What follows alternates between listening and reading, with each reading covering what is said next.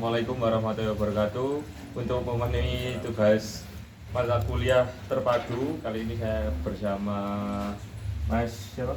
Ivan Sarok dan saya Ibu Mam Pratama dengan narasumber Mbak Dikasih dan sama murid. di sini saya ingin bertanya mengenai tentang media pembelajaran yang digunakan oleh Mbak Nuril dan Mbak Pinasti. Ini kan meskipun belum menjadi guru profesional, tapi kan sudah berkecimpung di dunia pendidikan dan sudah menjadi guru. Nah, media apa sih yang biasanya digunakan untuk pembelajaran bahasa Indonesia ini agar berjalan efektif dan maksimal gitu? Dari saya dulu ya. Kalau media yang biasanya digunakan itu masih basic ya, biasanya menggunakan LCD, lalu sedikit biasanya juga kita menggunakan papan tulis masih kita gunakan. Lalu biasanya media-media yang lain biasanya media konkret. Yang terakhir kali saya gunakan itu saya menggunakan spinner untuk nomor. Itu biasanya anak-anak menggunakan itu untuk memilih siapa yang akan mengerjakan duluan gitu aja. Jadi itu bisa digunakan untuk pembelajaran yang lain. Jadi tidak hanya untuk mata pelajaran A saja, tapi bisa digunakan mata-mata pelajaran lain. Dan mungkin kalau Mbak Pinasti, Kalau dari saya mungkin dari media yang saya gunakan proyektor itu pasti karena kita kan menjelaskan materi. Biasanya kita harus menggunakan PPT atau mungkin media gambar dari YouTube atau mungkin dari bahan-bahan yang lain. Kemudian selain media PPT kita juga menggunakan bisa berupa gambar langsung yang di print kemudian dijelaskan kepada peserta didik. Kemudian untuk terakhir kali saya menggunakan media itu berupa gambar. Jadi seperti contohnya pada teks prosedur. Nah, saya menyediakan gambar makanan dan mereka harus mengidentifikasi mana sih kira-kira alat atau bahan apa yang digunakan untuk membuat makanan itu, atau mungkin bahan-bahannya juga, dan kemudian cara pelaksanaan membuat makanan itu. Nah, itu ditaruh di bagian tengah gambar, dan gambar itu mereka bisa mewarnai. Nah, jadi setelah diwarnai, jadi kan mereka ada kesan fun-nya juga, karena dari mewarnai itu mereka sedikit refreshing juga, tidak hanya memikirkan bagian teks prosedurnya saja. Jadi setelah mereka bisa mengisi teks prosedurnya, mereka bisa mewarnai gambarnya, kemudian mereka bisa menempel. Nah, medianya itu bisa dilipat. Jadi saat mereka membuka buku, membuka lembaran dari gambarnya, mereka langsung menemukan teks prosedur sesuai dengan gambar makanan yang mereka dapatkan. Nah, selain itu saya menggunakan media pembelajaran game. Nah, gamesnya itu saya pakai di Google, seperti Quizzes, Wellground, atau mungkin yang lain-lain media permainan. Nah, itu nggak cuma permainan saja, tapi juga ada pembelajarannya saja. Pembelajarannya juga seperti kalau misalnya teks positif tadi atau mungkin teks cerita fantasi, nah mereka harus menjawab dulu itu pertanyaannya tentang apa, kemudian setelah menjawab, nah akhirnya bisa berlanjut. Jadi mereka ada kesan have fun-nya juga di media itu. Tadi kan sudah menjelaskan media-medianya kan Mbak. Kalau semisal LCD-nya sedang error, itu gimana cara mengatasinya? Atau alat-alat yang lainnya sedang tidak bisa digunakan, itu gimana cara mengatasinya? Ya. Kebetulan di kelas aku yang aku ajari itu LCD-nya kebetulan rusak. Jadi untuk menyiasatinya kita nggak berfokus untuk menjelaskan, tapi berfokus pada muridnya. Jadi bagaimana cara kita membuat rancangan pembelajaran atau modul itu semenarik mungkin agar kita meminimalisir menggunakan LCD. Kalau memang dibutuhkan, seperti biasanya kalau ada video pembelajaran ataupun gambar-gambar, itu biasanya kita alternatifnya ke ini sarpras, biasanya pinjem. Jadi itu juga biasanya memangkas waktu juga, karena untuk mempersiapkan satu LCD beserta medianya itu biasanya membutuhkan waktu sekitar 10 menit. Jadi kalau misalkan satu jam pelajaran ada 40 menit, biasanya hanya sisa 30 menit aja. Jadi kurang efektif biasanya. Tapi kita kembalikan lagi bagaimana cara kita untuk mengolah pembelajaran, mengolah kelas, merancangkan bagaimana kita menemukan ide-ide pembelajaran yang menarik dan interaktif untuk anak-anak. Kalau dari saya kemarin sempat ada kendala. Jadi di pertengahan pembelajaran awalnya saya menggunakan PPT sebagai media saya, tapi di tengah pembelajaran PPT-nya langsung mati atau mungkin proyektornya langsung tidak bisa digunakan. Ya mau nggak mau saya harus menerangkan atau mungkin memberikan tugasnya itu lewat papan tulis. Jadi memang harus saya nulis ulang tadi yang saya terapkan apa. Kemudian, tapi kan pembelajarannya kan pembelajaran mendalam. Otomatis saya hanya memberikan pertanyaan dan peserta didiknya harus menjawab apa sih yang harus mereka katakan atau mereka jawab sesuai dengan pertanyaannya. Jadi saya menggunakan papan tulis.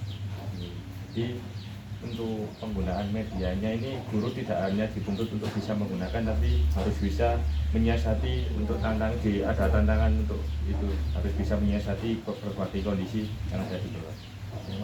Oke, dari aku kan tadi Mbak Nuril bilang gimana caranya kita bisa menemukan ide-ide yang menarik buat siswa. Kan ini hampir keseluruhan media dan bahan, meskipun ada kendala kan aman ya Pak, media dan bahan aman. Terus gimana ya dengan kondisi yang seperti itu, sampean bisa menjelaskan kepada siswa supaya siswa terus-terusan kondisi kelas dapat interaktif itu loh, gimana metodenya, metode. Kalau aku kebetulan biasanya pakai deep learning ya, itu dikelompokkan. Kebetulan sekolah yang aku mengajar itu inklusi. Jadi saya biasanya mengelompokkan anak inklusi dengan anak-anak yang reguler itu berbeda. Jadi saya punya modulnya juga berbeda nantinya. Untuk LKPD-nya nantinya berbeda, sama seperti yang reguler, pasti berbeda. Itu biasanya saya kelompokkan ke dalam satu kelompok kecil atau biasanya berisi 3, 4 atau 5 orang. Lalu biasanya saya juga membuat pembelajaran yang tingkatannya berbeda. Biasanya yang reguler misalnya segini, kalau yang inklusi di bawahnya. Tapi tidak mengurangi esensi dari materi itu sendiri. Gitu. Kalau soal media yang biasa saya gunakan itu juga biasanya perlu uji coba dulu. Biasanya ada kegagalan juga karena tidak menutup kemungkinan, karena yang pernah saya lakukan itu saya pakai aplikasi Puzzle Maker, niatnya untuk biar ada joyfulnya, tapi juga ada mindful dan meaningfulnya. Tapi pada kenyataannya ternyata aplikasinya tidak sesuai dengan yang saya harapkan. Jadi perlu adanya uji coba juga, yang nantinya juga hasil akhirnya tetap ada di dalam modul, karena di dalam modul kan lengkap ada kunci jawabannya. Berarti kendalanya cuma di aplikasi apa dari peserta didiknya juga? Bisa jadi dari aplikasi, bisa jadi dari saya kurang teliti, atau bisa jadi kalau di siswa mungkin terlalu berat pertanyaannya gitu, bobot pertanyaannya. Tapi kalau kita bisa menyesuaikan, pasti kita pertama kali yang harus kita lakukan adalah asesmen awal itu untuk mengetahui bagaimana porsi siswa untuk mendapatkan materi. Kalau dari saya mungkin pembelajarannya saya paling banyak menggunakan permainan, jadi permainan lewat web. Jadi kan kalau misalnya di minggu pertama, minggu kedua itu di setiap pertemuan kan masih membahas tentang materi-materi dasar.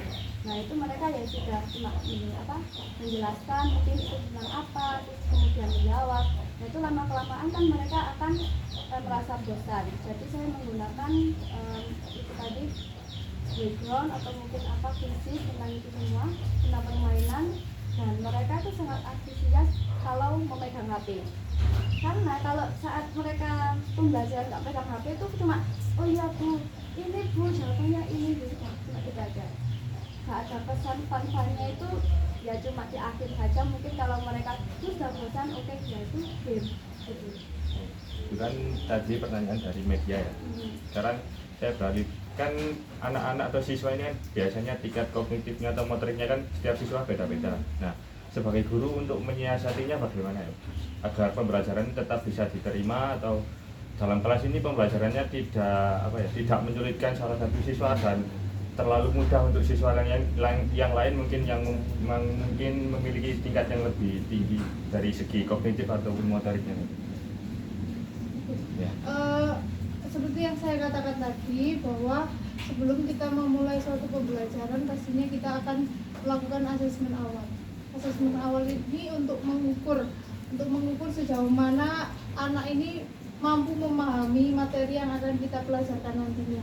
Nah, setelah itu, setelah kita dapatkan hasil dari asesmen awal, pastinya dalam setiap pembelajaran atau setiap pertemuan kita mengadakan LKPD. Nah, LKPD itu merupakan asesmen formatif yang biasanya nilainya kita ambil dalam kegiatan pembelajaran sehari-hari. Nah, untuk yang terakhirnya, biasanya setiap bab kita mengadakan asesmen sumatif untuk mengetahui sejauh mana siswa murid dalam memahami materi itu. Jadi ada 3 tahap. Yang pertama asesmen awal, asesmen formatif, sama asesmen sumatif.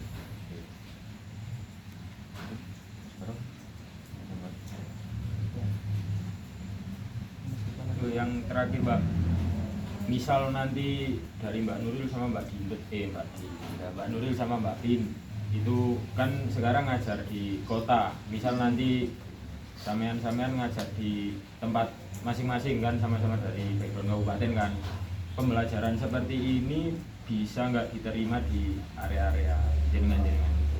Dan kalau misal nggak terima, nggak bisa dijalankan pakai cara yang mana? Kalau aku sih masih bisa, karena setiap pembelajaran pastinya bisa disambutkan dalam kehidupan sehari-hari. Contohnya kalau kemarin saya ada materi tentang poster. Poster kita tidak mengambil jauh-jauh aja. Dari sekitaran di dalam sekolah itu pasti ada poster, kecil ataupun besar, sedikit maupun banyak pasti ada. Nah, kalau kita alihkan ke kabupaten, mungkin di kabupaten juga ada, tidak menutup kemungkinan. Atau bahkan di materi yang lain ada teks laporan, misalnya dari mitigasi bencana, bagaimana cara menanggulangi bencana.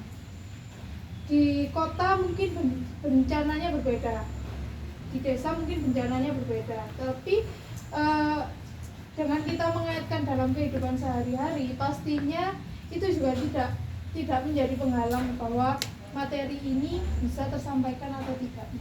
Pasti bisa, karena tinggal kita aja mengaitkan dalam kehidupan sehari-harinya bagaimana. Jawaban tuh Mbak Bin. Kalau dari saya mungkin karena kalau di siswa kota, teman di kota itu kan pastinya mereka lebih melek dengan pembelajaran, mesti melek dengan sekolah itu penting gitu kan. Tapi kalau saya lihat dari di desa, mungkin di tempat saya, nah mereka itu seperti mereka tuh butuh sekali seperti motivasi belajarnya, karena kalau kita lihat di desa itu mereka acuh gitu. Kalau kita menjelaskan ini itu mereka ya itu lah intinya itu gitu kan. Nah jadi ya mau nggak mau kita harus putar balik lagi. Kalau di kota kita harus ini sesuai tuntutan. Nah kalau di tempat saya mungkin agak sedikit dibedakan. Misalnya kalau di awal tadi kan cuma membahas tentang materi belajar. Nah kalau di sana mungkin kita harus menyebutkan sedikit gambaran-gambaran, yaitu tadi seperti yang dibilang Mbak Nuril, kehidupan sehari-hari mereka. Terus kemungkinan kalau mereka bosan itu lebih kita harus tahu cara mengkondisikannya mereka seperti apa, karena yaitu mentalnya dari anak-anak di kota dan di desa itu berbeda. Baik, cukup. Terima kasih atas informasi dan yang disampaikan oleh Mbak Nuril dan Mbak Winasti. Saya mohon maaf apabila ada kekurangan dan salah kata. Assalamualaikum warahmatullahi wabarakatuh. Waalaikumsalam.